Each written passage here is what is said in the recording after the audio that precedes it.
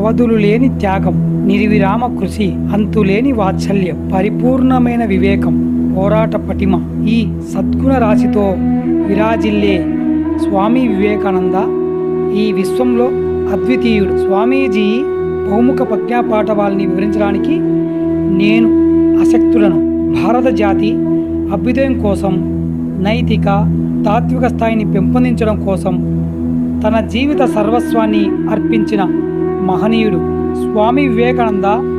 తన రచనల ద్వారా, ప్రసంగాల ద్వారా మా కాలపు విద్యార్థుల్ని ప్రభావితం చేసినట్లు దేశంలోని ఏ ఇతర నాయకులు చేయలేదు.